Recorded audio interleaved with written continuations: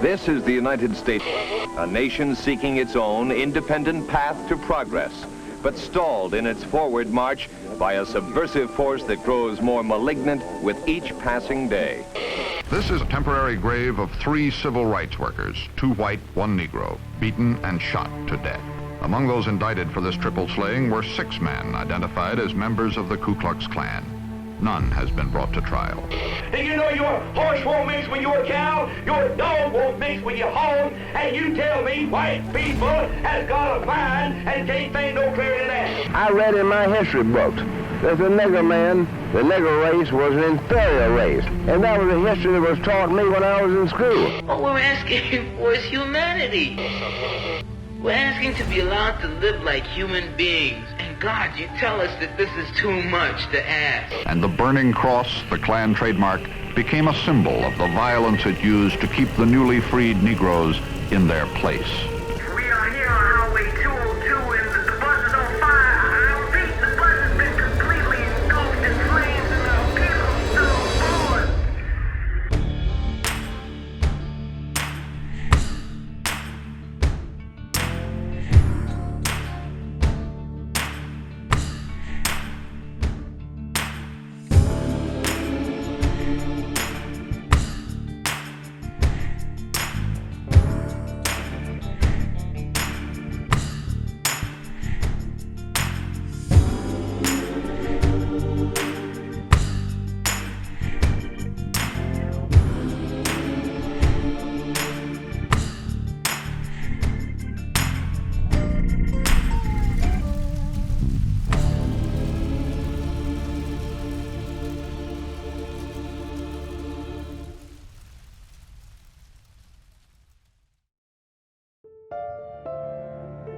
I grew up in Choccolocco, Alabama, which is about 10 miles across a mountain in the valley.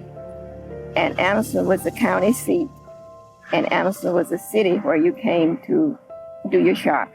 Blacks had to go around to the back door, and you was the last one hired and the first one fired, and quite different than what it is now. Everything was badly segregated then. I have worked for people and couldn't even come in and out the front door. And on the streets of Anniston, the Noble Street is the main street. There was stores like Cress's, stores like Woolsworth, stores like Silver's, and those stores, you could go in, but if you wanted a drink of water, you couldn't get it. You know, as a child, I was 6 years old in 1961. It was an idyllic place, really. Most of the children, I got to tell you, this was a place, after that, for all the way up through my teens, I guess, I just felt like this was just an oasis. I knew the rest of Alabama had all kinds of problems. We didn't seem to see them. I thought, well, this is a kind of a really unusual place that way. More people need to figure out what this is about. I guess that speaks well for our parents that they were doing what they could, especially at a very young age, to shield us from all that so we wouldn't worry about it too much. When spring came, I would organize my class. We would go through Cress's in a straight line. At the back was a white water fountain and a colored water fountain. We drank from the white water fountain as opposed to the colored water fountain, meaning that colored water at home represented Kool-Aid for us, and we wanted water, which is clear. Where I went to school was the Episcopal school in West Anniston. There weren't any black kids in the school, but we were surrounded by black families. Whenever I go to the movies, you know, the Ritz Theater, the Calhoun Theater down on Noble Street, you know, we all went in the same door, I think, but there were no black people downstairs. And I didn't notice that for the longest, because it's dark in there and everything. I just didn't notice who was really there. And I realized later that they were all up in the balcony. I was accustomed to segregation. There was no young black person my age on my street, but I could cross the alley and there was a young white gentleman my age. He didn't have anybody to play with, neither did I. And so we became friends. One day he went to the downtown theater and he's describing what he saw out front with the lights flickering, and go inside, the smell of the popcorn and the hot dogs, and on into the theater with the plush seats. He comes back, runs over to the house and described all of this to me. Ask your mom to take you to the theater. And the theater entrance is to my right. So I'm excited because my friend has said something to me about that, and I'm going to the right. I'm not paying attention to what's said to the left. She takes me by my left wrist and says, we can't go in that way. We have to go down this dark alley, pay for the tickets, go upstairs and sit in the balcony where you can't sit in the plush seats. You can't smell the popcorn, the hot dogs, and what have you. I never forgot that. The community that I grew up in, my neighbors on the right was white, on the back was white, back of me was white. You were together, but at nighttime, you knew you go to your house, I go to mine. On Sundays, you went to your church, I go to my church. Any social activities was yours. But there was a little more friendship between the two in the county than it was in the city, you know. When you grow up with something and that's what you're brought up in, you don't know any different. You know, that's just the way it, and everybody around, nobody's complaining about anything. So that's just the way everything was. When I was about 12 or 13, I started noticing differences. I became more aware, I guess, that something was not quite right. I mean, it just, there was forced separation. It felt like it wasn't natural. Didn't feel it was supposed to be that way. And I would go other places. You know, family would go to different towns and things, and I would notice it wasn't like that at all. And looking back at it, of course, it's very difficult to believe that that's what was the norm. The time I was growing up was on the outskirts of Oxford. We had a Munford address. It was more rural. I remember seeing separate water fountains. My first thought when I was a kid that seemed sort of goofy. It was a waste of space and water. I had no idea of what the purpose was behind that. And of course, there wasn't really ever any legitimate purpose behind it to start with.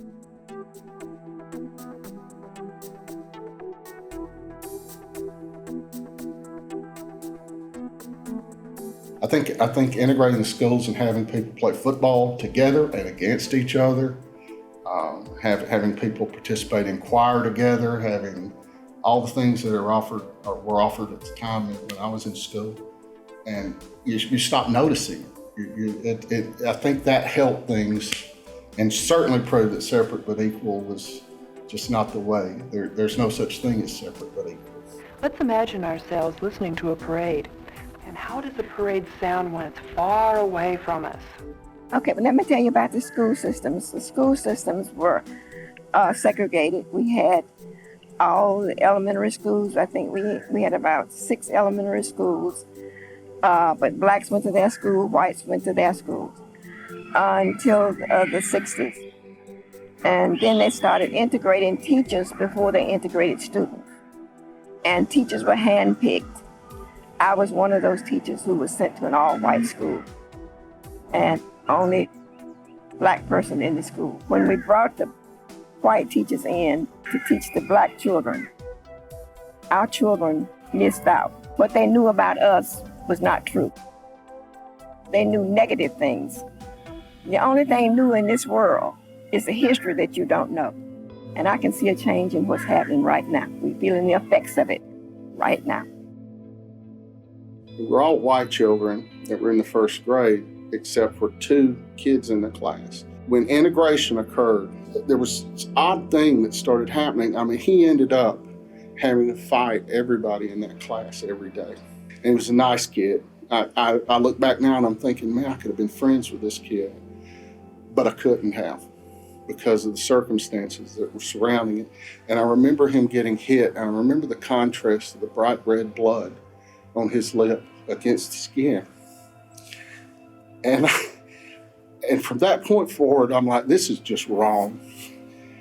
And I can't have any part in this. I remember in the city of Anniston, looking back at the history of the city of Anniston, is there were leaders in the city of Anniston that were attempting to integrate. If you don't go along and get along with the agenda of segregation, what would happen is that, say you operated a business, you would get branded as, quote, nigger lover. And once that got stuck to you, you're not going to profit in your business anymore because they're not going to shop at your store. They're going to shun you from the community. They're going to look funny at you when you walk into the church. When you're in the first grade, you're going to get beat just like the kid that's getting beaten for no reason other than the color of his skin. I grew up on a cotton farm, and when I was drafted in the military, came home on my furlough and with a naval uniform on, standing up looking at vacant seats on the bus. And I said, if I ever get a chance, I'll do something about this. I cried because I didn't feel that I was less than human. I was good enough to fight, but we still was not recognized in some instances.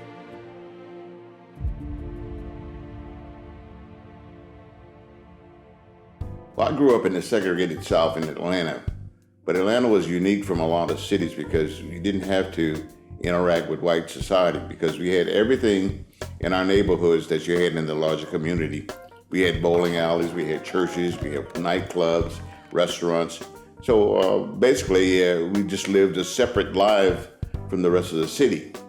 However, during the holidays, Christmas and Easter and the 4th of July, where you had to go to the major department stores to get stuff, that's when we became involved with the rest of the city.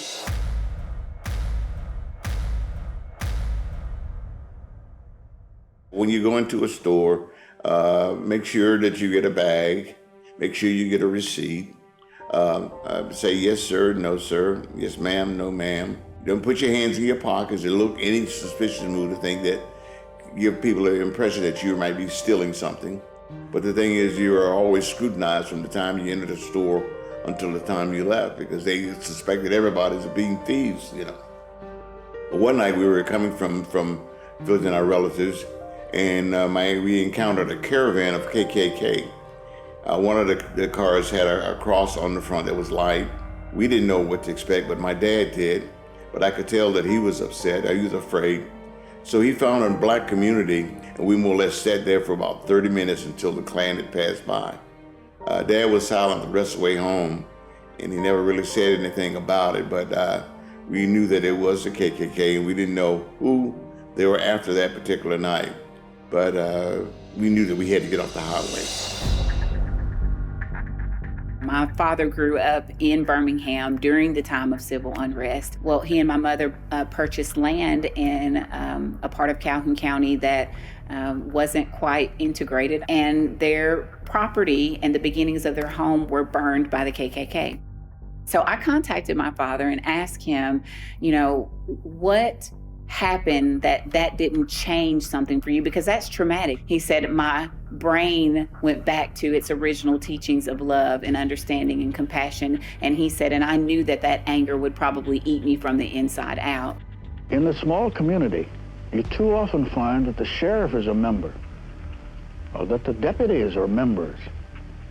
And the poor white man, or more particularly the poor Negro in a small community, he well knows that he takes at all, that the law isn't going to help him because the law is more often than not in the Klan or sympathetic with it in the small southern community.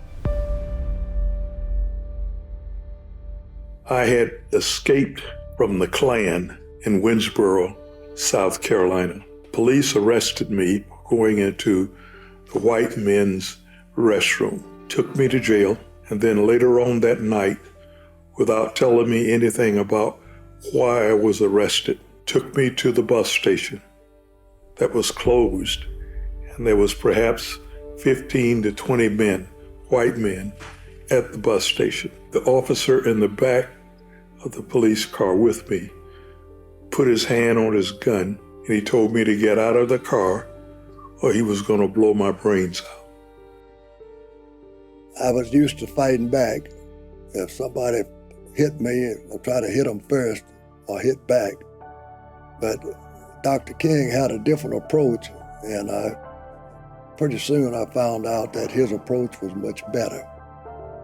In October of 1960 is when we started our training, when Jim Lawson started the nonviolent training of not only black students, but white students, Jewish students, you name it. The opposition was just, as we said, the hoodlums. They wouldn't give up. They didn't want us to desegregate. From the training that we had, we were willing to do what needed to be done. Well, nonviolence works for several reasons, but the main reason is when you use violence, it escalates, and that may justify the person who's attacking you to use force. But what happens when you're nonviolent and you can take their best shot and you don't go down, it's frustrating for them because, you've taken their best shot and they couldn't take you out. When we would be assigned to a store, we would have probably 24 people assigned to that store. Now, if you're one of those that's sitting at the stool, let's say the 6 stools, there would be 7 people in that store with your group. 6 of them are sitting down, 1 is standing with the police. So if the news media wanted to walk up to me and I'm sitting on a stool, I would ignore them because I'm not the spokesperson for that group. I would continue looking forward. I've already placed my order knowing that I would not be served. So that 7th person is the one that would talk to the media or bring something to the attention of the police that's standing there with him. And so again, I knew that there was a possible chance that something would happen to me as an individual. But I wasn't afraid. People talking about, well, what can you do this summer? Well, we can flip burgers or we can go on a freedom ride. And they chose to go on a freedom ride. Over 300 freedom riders went to jail. Nearly half of those were white. Nearly half were women. Now we have filled the city and county jail. And so the governor and the attorney general said, hey, they're still coming. We got to put them somewhere. And that's when they moved us to Parchman Penitentiary. Most people would kill you if you put a Jersey bull in among their white-faced Herefords. They'd shoot you. But they tell me that I don't even have the right to fight to protect the white race. Let these black bucks come in. We are willing to sit at a lunch counter, have you to beat on us and do whatever you wanted to do.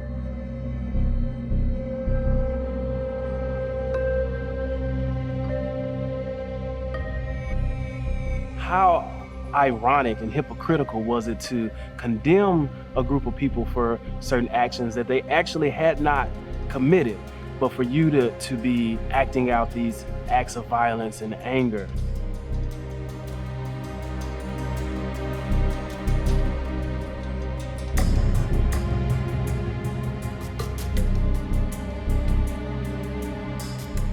People just wanted to be treated as human beings, and that's the bottom line. Treat us as you will be treated. We're not here to cause any problems. We're not here to fight.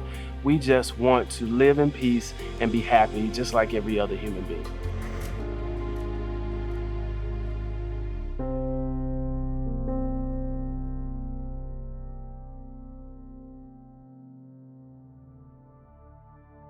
In May of 1961, a group of interracial freedom riders set forth on a mission from Washington, D.C. to New Orleans to basically test the ruling of Boynton versus Virginia that prohibited discrimination and segregation in public transportation facilities. These were organized by the Congress of Racial Equality, whose members, both Negro and white, determined to challenge the practice of providing separate facilities for Negro and white travelers in the South. The Freedom Riders tried to use whites-only restrooms, whites-only bus stations, and whites-only restaurants in an effort to segregation laws in the segregated South at the time. People were just not at all interested in changing the status quo so long as it didn't affect their lives. But the sit-ins, the freedom rides, the civil rights movement as a whole really helped to shed light on just how inhumane these individuals and these human beings were being treated. Something had to be done. My name is Hank Thomas. I'm one of the original 13 Freedom Riders.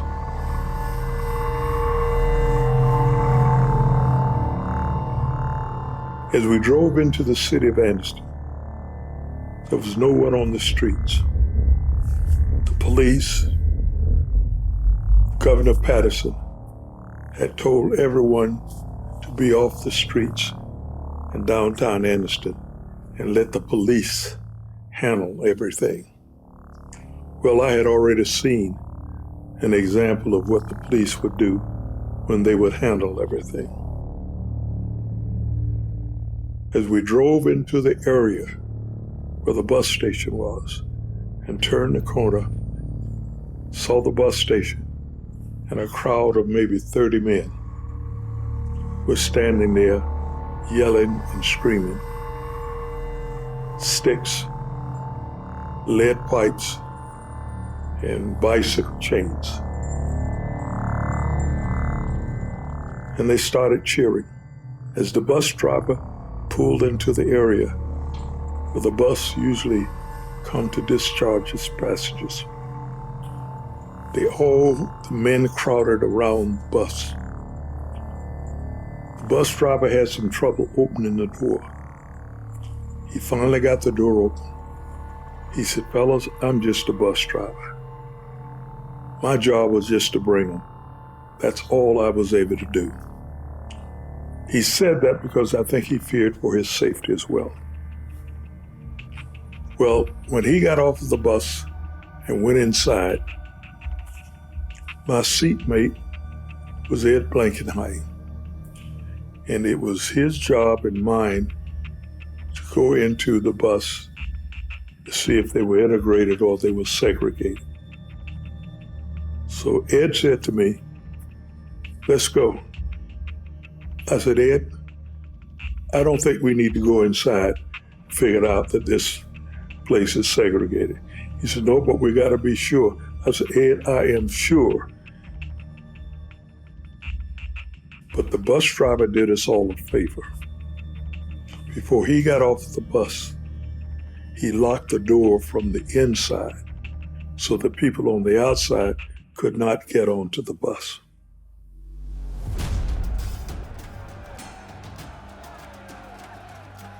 They then proceeded to rock the bus and to break out the windows. It was only going to be a matter of time before they will be able to get on the bus.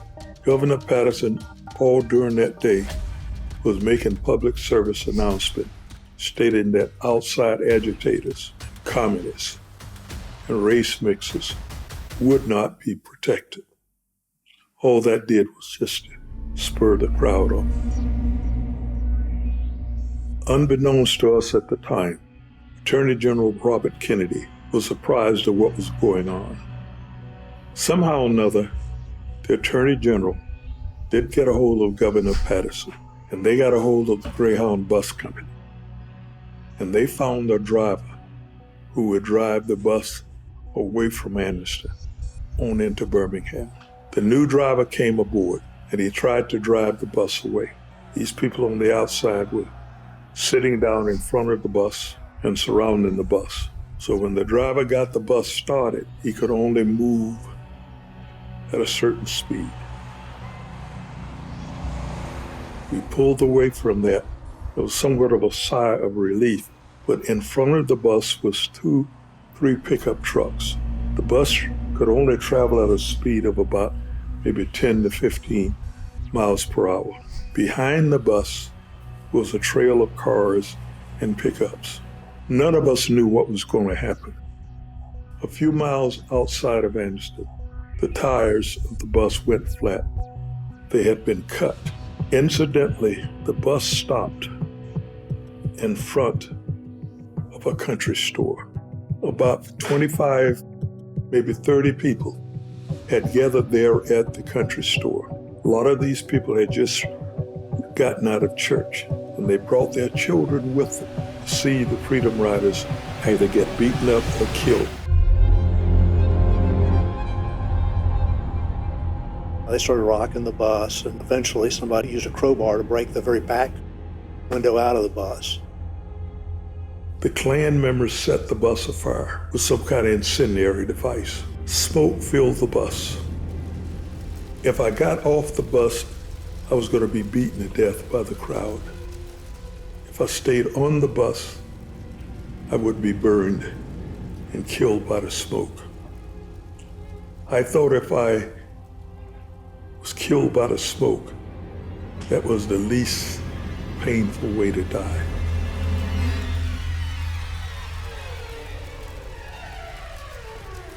And then the involuntary muscles in your body took over. I had to get some air.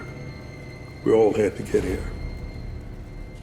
Got up off the floor, and I ran toward the front door. When I got to the front of the bus, 2 men outside were holding the door. And I heard one of them say, "Let's burn them alive."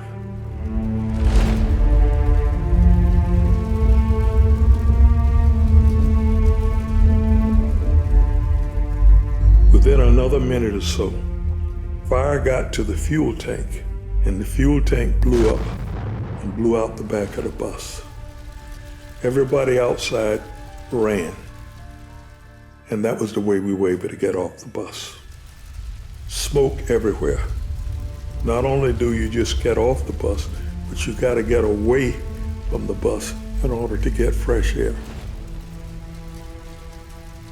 I remember as I was coming away from the flames, smoke, a man asked me, "Boy, are you all right?"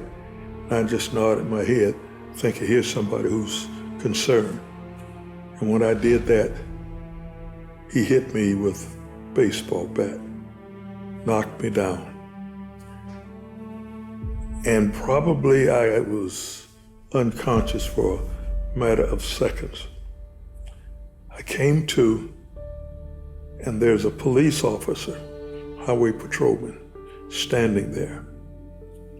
And there were 2 men who saw that I was getting up, and they came toward me. And I looked at the patrolman. He wasn't going to do anything. So I did something that could have gotten me killed. I used him as a shield. I thought he was going to shoot me. So instinctively, I covered my face. But then he said, "All right, y'all have had your fun. Get back." In the meantime, we all had smoke in our lungs. We needed water, we needed air.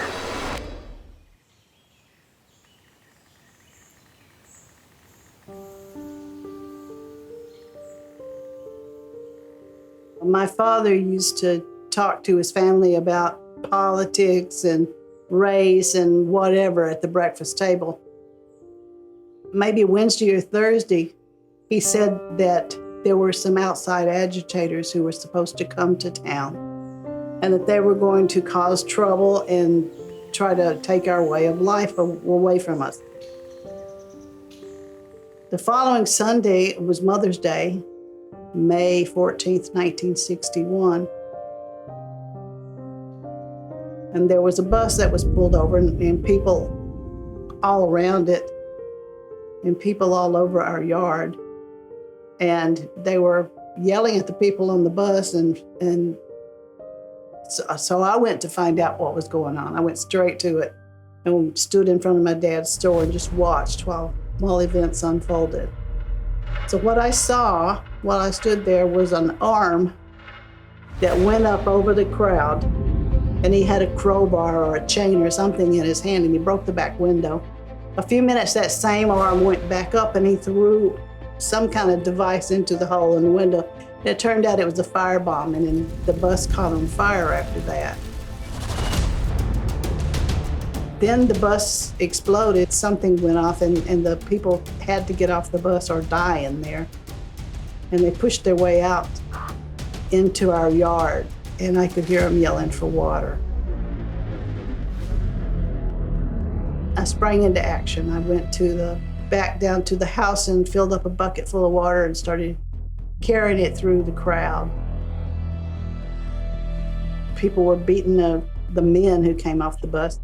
But I started carrying water through that crowd, and it was like walking into a war zone or something, but I just kept my head down and kept going. I would hear somebody ask for water, and I would go to them, give them some water, and when they seemed to be okay, I would pick out somebody else and go to them. Hank remembers the little girl standing next to him. He said he knew there was somebody standing next to him, but she was short and probably white, and he didn't know what to think of it. And he turned around to see what it was, and it was this glass of water under his nose, and take it, it's water. The adults who had just left church stood around scowling at her. Imagine little Janie giving these communists water. If I had been hobbled by fear, I wouldn't have been able to do anything. I just kept carrying the water and doing one foot in front of the other until I felt like it was safe and okay for me to quit and nobody else needed to have the water. And it turns out there was another state patrolman, but he drove up in a state patrol car, jumped out and fired a shot in the air. And that kind of mellowed everybody that was like, back up or that's gonna be the last thing you do. Everybody calm down. The Freedom Riders were taken by cars somewhere, I didn't know where. And that was the end of that day for me. It was against the law for a white ambulance driver to take black people to get medical attention. So they could not take the black Freedom Riders. The white Freedom Riders said, if you can't take them, then you don't take us. Telephone calls up to Washington finally solved the problem. And Governor Patterson agreed to let that white ambulance driver take us to the hospital. Remember, this was before the March on Washington. This was before the 16th Street bombing. It was before Bloody Sunday. It was before the Selma to Montgomery March. This was early. This was 1961. And not only was it an early act of the civil rights movement, but it paralleled with the development of broadcast media. My dad was Tom Potts Sr. Finally, when we came to Anniston in 1959, he bought a little radio station. He didn't realize when he came here, he'd never heard of Anniston, Alabama. He had somebody in Georgia, a friend of his that he knew, find me a station within 100 miles of here. Never dawned on him that Anniston, Alabama was within that 100-mile radius. He's never been in Alabama. These guys were developing their own sources, doing what the news people were supposed to do. It was Mother's Day, and they had a newsmobile, a couple of them, that were rigged with two-way radios, so they could do what they called actualities from wherever they were. So you could have live news, you could listen to as things are happening on this radio station. So he got word from his assistant manager, Bobby Price. They had heard the Freedom Riders bus was coming into town. So they met the Freedom Riders at the bus station when that bus pulled in. But he got on the next day and let this community have it. We know who these people are. They shop with us every day, and they do all kinds of things like this. We're aware of this kind of stuff going on. This isn't the only thing that's happened. How can we turn a blind eye to this? We just can't keep doing this. It's not right. I spoke for the white people. The white people rallied behind it, and we kicked the living hell out of the niggers, sent the out-of-town niggers to the hospital and out of the state, put back to their own hometowns where they ought to have been, and the niggers in St. Augustine got quiet and went back over nigger town where they belong. Kenneth Adams was the highest-ranking member of the Ku Klux Klan in the Anniston area, and I believe he carried the title Grand Dragon. He ruled Anniston, and he intimidated people into being racist because they were afraid of him. And when Kenneth Adams said jump, you just sort of said how high and did it because you were afraid your family would be hurt if you didn't. We had the Adam boys right out here who said you couldn't stop at the service station. You couldn't buy gas. And they even went to Birmingham and attacked Nat King Cole. So they were bad boys. And that whole area was sort of known for the Klans. And it's a strange thing now. that they were wearing the Klan's hats to do all these things, and yet they were in the banks in their suits.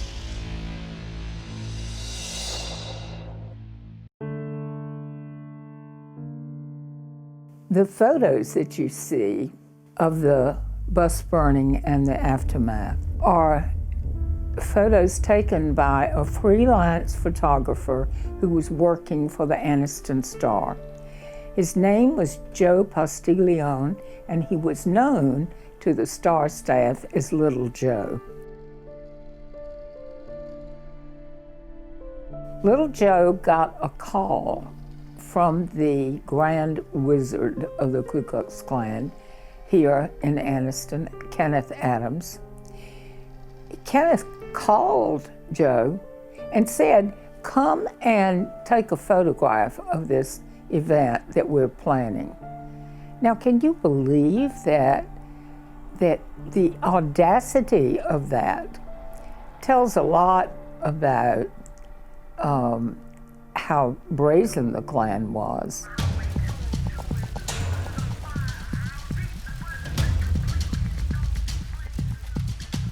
The photographs taken by Joe Postiglione appeared on the front pages of newspapers around the country, indeed around the world.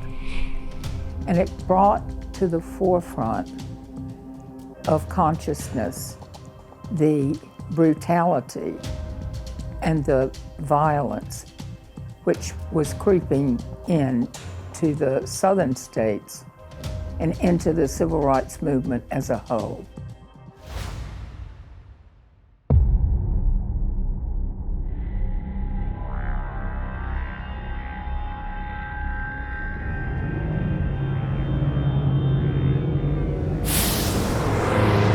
When we got to Anniston, for some reason, the bus station was closed, which was strange. It was a Mother's Day, a beautiful day. So a couple of freedom riders went across the street to get some sandwiches. The bus driver got on the bus and he says, "I understand the Greyhound bus has been set afire and they're taking the occupants to the hospital by the carloads." Now, we knew that our friends were on that bus.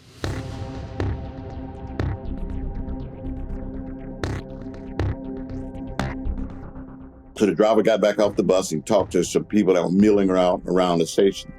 He gets back on, he says, "I'm not moving the bus till the niggers get to the back of the bus." Well, of course, the students, we refused. At that point, 8 men get on the bus and they started punching us, starting with me and Herman, and they were punching us and forcing us towards the aisle. And once we got in the aisle, they were forcing us towards the back of the bus. Once we got midway of the bus, Dr. Bergman and James Peck came to our aid. That really made them angry to see these white men coming to help these students. And they really just took it out on Dr. Bergman. And they began to stomp him in his chest. And had his wife not begged them to stop, they probably could have killed him on the bus. Well, James Peck was a bleeder. When they hit James, his blood coated the floor of the bus. And here we are, they're forcing the students back towards the rear of the bus. We're stumbling over Dr. Bergman. Was slipping on James's blood. It was just a mess. Once they got us to the rear of the bus, they physically threw us to the back. One eyewitness says that they stacked us like pancakes in the back of the bus. Once they were satisfied that we were in the back of the bus, they sat there midway of the bus and they taunted us all the way into Birmingham. But we got into Birmingham, and we got to Birmingham, and James was bleeding and stuff, and he was beaten pretty badly. But he wanted to continue, so I said, "Let's go." And the entire wall of men came towards us. James went down almost immediately, and there's one guy in the picture you can see he had a pipe, and he's the one that, I guess, gave the knockout blow to me because he hit me in the head, and that was the major injury that I received. But when the photograph was taken, it startled them, and they let me go. I just walked away. They always kept a quarter in their pocket. When he walked out of the bus station, he had that quarter so he can make a phone call. And in this instance, Mr. Person called Fred Shuttlesworth in Birmingham. and went to his church, and that's where pretty much all the Freedom Riders from Anniston and Birmingham went the evening of May 14th, 1961. I look at James Peck and Albert Bigelow and all those guys and says, you know, here, you don't have a care in the world. I mean, you got riches, you got social status, and if you're willing to wish that for my freedom, then surely as a black man, I can do the same. And I guess that really motivated me even more so, the fact that they didn't have to. I had to, because it was, you know, for our people. You know, who or what could prepare you for what they encountered? Mr. Person is always saying, you know, it's not going to work unless it's nonviolent.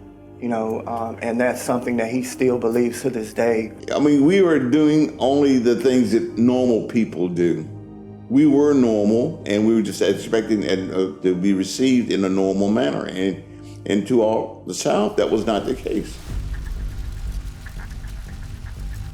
When the bus was firebombed, the smoke, of course, engulfed the bus, and Hank Thomas felt that he would rather suffocate. He inhaled a bunch of smoke and said he would rather die on the bus than get off the bus. You know, this is not a grown man. This is a college kid having to make that decision and having to make that choice. You realize how perilous the situation was. When I first found out about the Freedom Riders and the risk that they were taking to engage in this movement, I thought they had to be afraid, but doing it afraid.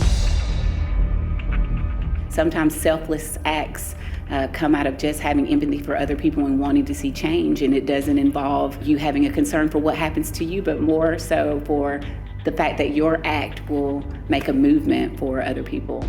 We have to keep in mind whether we're thinking about John Lewis crossing the Edmund Pettus Bridge or him being a Freedom Rider, that he understood that this was a long process, and it was one that required a lot of patience. But it also required a peaceful mission too. Well, we had a gentleman here who ran a service station. He didn't sell anything except gas and oil. He had 4 service stations, one on every entrance into Anniston. Adams Service Station. If you stopped there, you was in danger. He was a notorious racist, and I mean just a fangs-drawn, dripping, black-hating racist. That even for his time would have turned away many white people on that, even in that culture.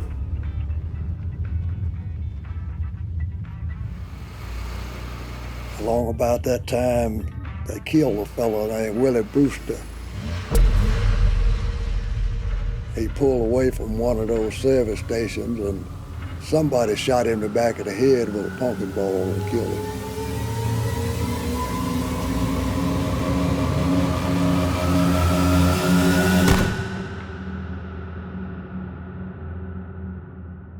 The murder of Willie Brewster sent shockwaves throughout the city.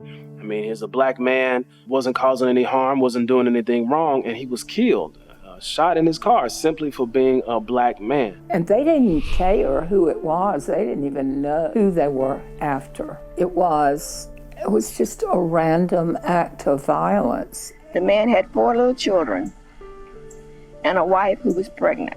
When he was killed and they went to tell his wife what had happened, and saying she had a miscarriage. Back with the bus burning, all these perpetrators, they came to trial, nobody got convicted of anything. And that was kind of the way it was back then. My name is Josephine Ayers. I'm the publisher of the Anniston Star.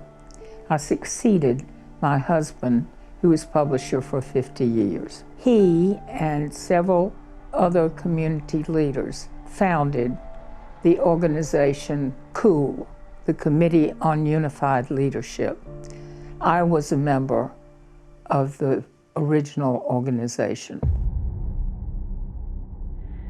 It was critical in leading the community to a relatively peaceful resolution of the possible violence that would accompany the integration of various institutions in other communities in the South.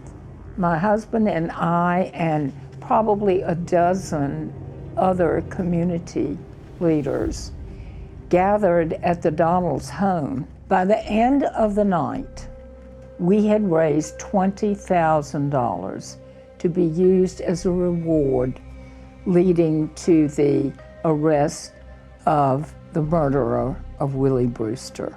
Here is a first-hand account from my husband's book, In Love with Defeat. Do we stand back silently and let the whole ugly box of racial violence open up? This time in '65, an all-white jury sat in on this, and he was found guilty. First time ever that a white man had been found guilty of murdering a black man. How could a person be so disillusioned to believe superiority based on the color of their skin, something that they have absolutely no control over? I would say that I have a legacy within the city of Anniston.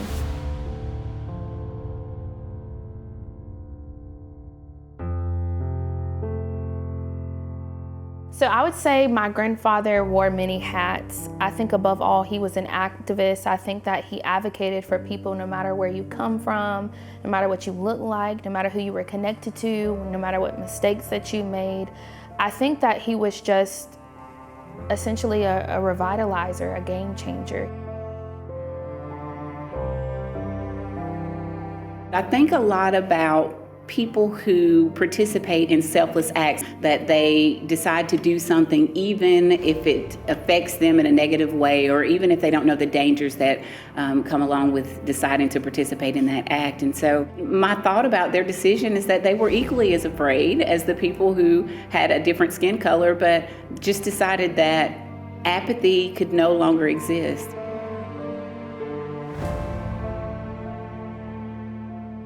I am so proud of the young people today. Many of us, old heads, so to speak, wonder what would happen to our movement in the 80s and the 90s. We thought we saw a lot of apathy on the part of young folks, but this movement has absolutely thrilled me in terms of seeing the young people pick up the cause.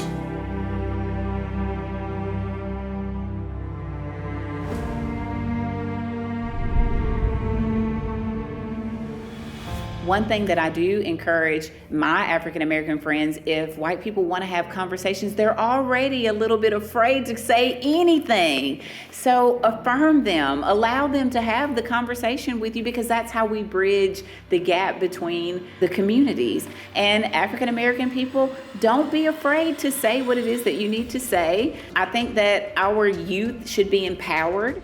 If you don't know who Charles Person is, if you don't know who Hank Thomas is, I don't know if it's too much you can tell me, because you have to understand what has happened. You have to understand what has gone on before. And so many today dismiss that.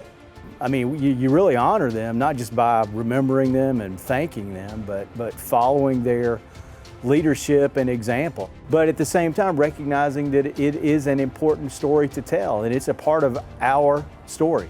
You can be successful, but it has come time for you to move your demonstrations from the street into the boardrooms, into the executive suites of mayor's offices, governor's office, and talk these things out. It has been an emotional ride. It has been a journey that probably needed to take place a long time ago for me, for my family, for my children, but here we are. And I'm grateful for the opportunities that have come out of the situations that are happening in our country. I'm grateful for the conversations. I would challenge everyone to make necessary changes that have an impact, lasting impact on our system today.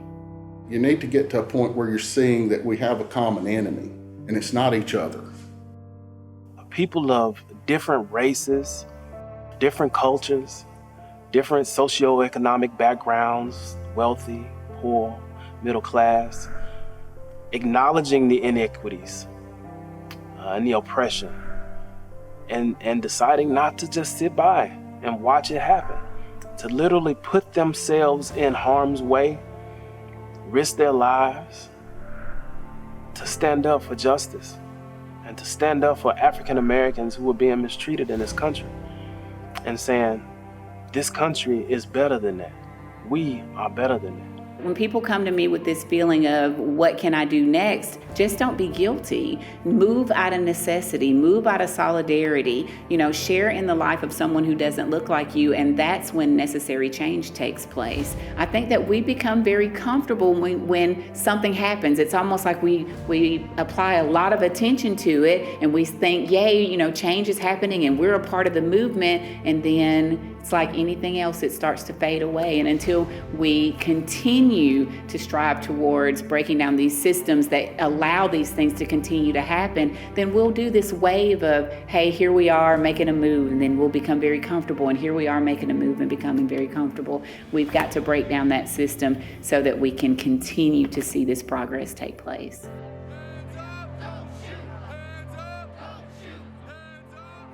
And we have to keep in mind that for the sake of Alabama, we have to make sure that we are constantly doing things to move the state forward, because those things will improve our communities. And when we improve our communities, then we bring about more opportunity for everyone to really have a chance at the American dream, and also to write a new narrative for these communities where so much happened, where so much blood was shed, but also where so much courage was demonstrated as well. Why not be a part of the change and the progression that I know is possible in this city, my home, where I come from, where I was pretty much raised, and everything that I know derives from this place. And so knowing the fight that was had before me, knowing the battles that were won before me, really pushed me to be in this place, to know that I too can be a part of this modern day change. Anniston has changed, and I think it's all for the better. I see a much more hopeful future now than I did 50 years ago.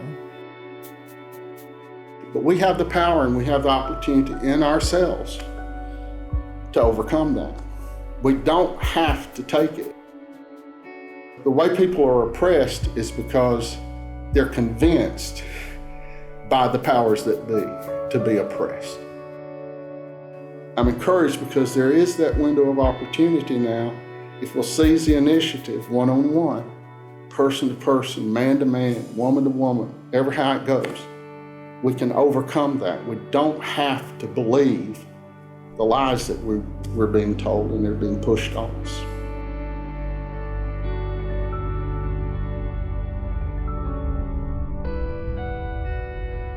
Hats off to the young folks. God bless them.